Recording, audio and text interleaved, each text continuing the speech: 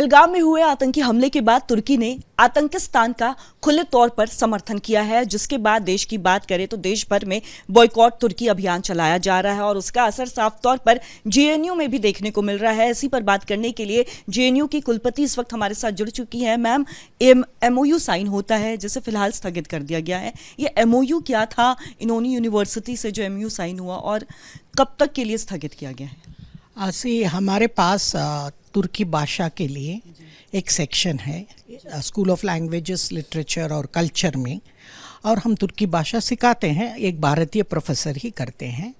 हम फरवरी में इस पब्लिक यूनिवर्सिटी इनोई यूनिवर्सिटी के साथ करार किया, और जब ये पहलगाम के बाद और ऑपरेशन सिंदूर के टाइम पे हमें लगा कि तुर्की एक मित्र देश नहीं है, बट क्योंकि ऑपरेशन दोस्त में हमने बहुत मदद किया उनको, और इन्होंने हमें पार्टी पे चूर ही लगा दिया। सो इसीलिए JNU intellectuals academia and JNU Bharat का नंबर 1 यूनिवर्सिटी है।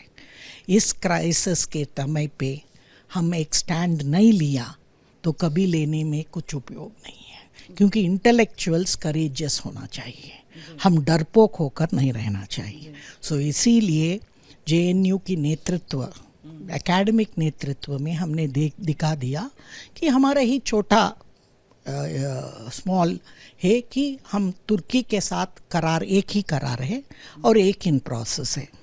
इसको हम इन अबायंस रखा क्योंकि 6 महीने के नोटिस देना पड़ता है टर्मिनेट करने के लिए।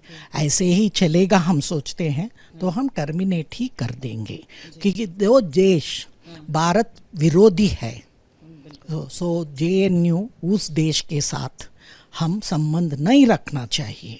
और दूसरा, भारत का आर्म्ड फोर्सेस, हमारा प्रेजेंट आर्मी चीफ और नेवल चीफ जेएनयू एलमनाई है।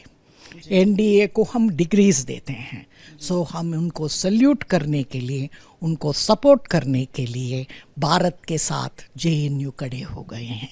और हम सोचते हैं जो जेएनयू किए सब भारतीय नागरिक भी करेंगे, सब इंटेलेक्चुअल्स करेंगे भी, क्योंकि राष्ट्रीय सुरक्षा सिर्फ प्रधानमंत्री या आर्म्ड फोर्सेस एक नहीं करते हैं, हर एक नागरिक का कर्तव्य है। इसका इम्पैक्ट क्या पड़ेगा?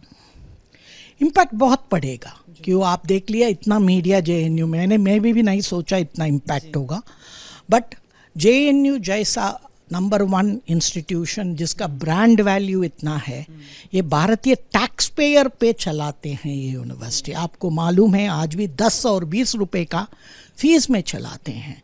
तो हम पहली बार हमें मौका मिला भारत के लिए और राष्ट्र के लिए हमारा लॉयल्टी दिखाने में, और हम हर वक्त नेशनलिस्ट है, ये भी हमें बोलने के संधि भी मिली है।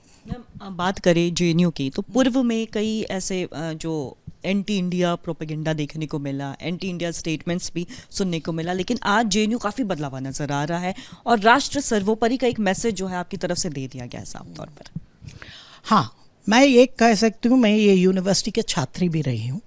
जो मेरे पहले हुआ वो बहुत अबनॉर्मल थी, इसीलिए जब से मैं आई हूँ हमने बहुत इंक्लूसिव और देश के लिए काम किया, और यहाँ 90% स्टूडेंट्स, फैकल्टी और स्टाफ राष्ट्रवादी है।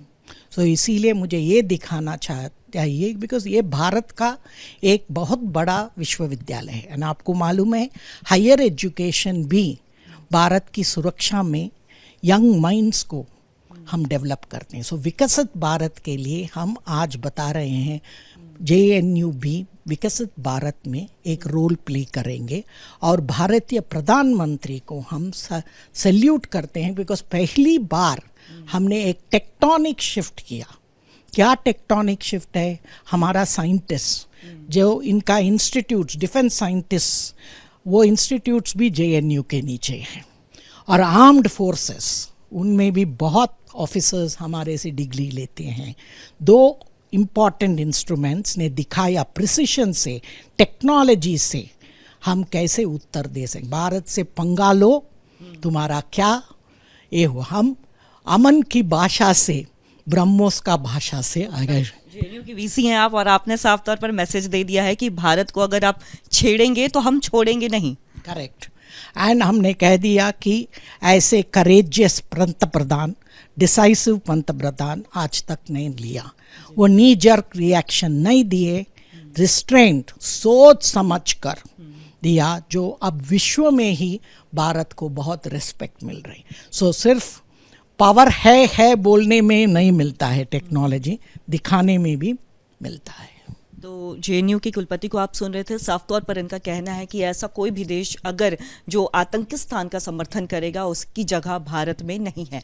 वीडियो संजीव के साथ कोमल बहल, रिपब्लिक भारत।